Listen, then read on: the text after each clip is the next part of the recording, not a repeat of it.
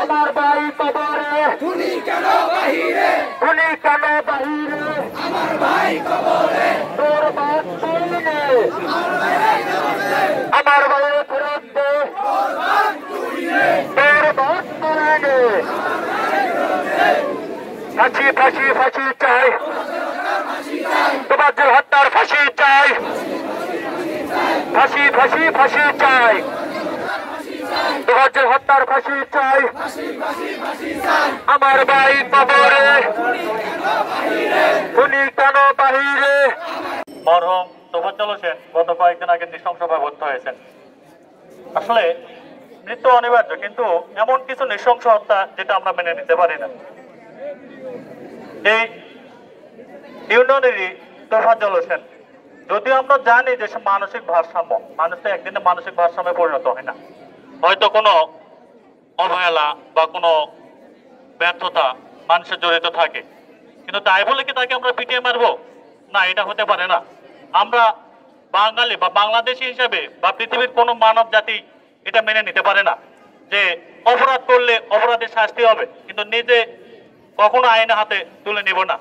তাই আমাদের school, কাটারতলী union এবং সর্বস্তরে বাংলাদেশের সর্বস্তরে মানুষের বা জনগণের দাবি যে যারা এই খুনের, এই হত্যাকাণ্ডের সঙ্গে জড়িত, আমরা তাদের দৃষ্টান্তমূলক শাস্তি এবং সর্বোচ্চ শাস্তি আশা করতেছি।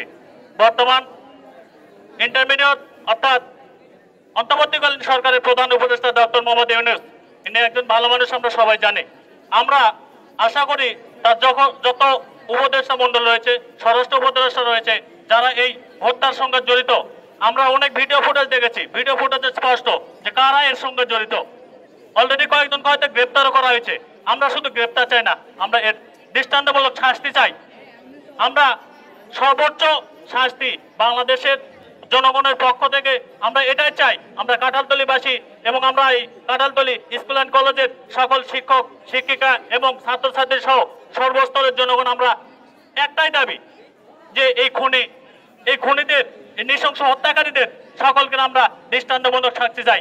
আমরা সবাই চাই আর যেন কোনো মায়ের বুক, কোনো ভাইয়ের বুক, কোনো ভাই, কোনো সন্তান আর যেন আমাদের বুক থেকে আর ঝরে পড়ে না যাক। বিদ্যাপীঠ সকল কিছুই আমাদের নিজস্ব খালি না হোক, আর কোনো মা যেন সন্তান না হারায়, তাইকে না হারায়, আমরা এটা চাই।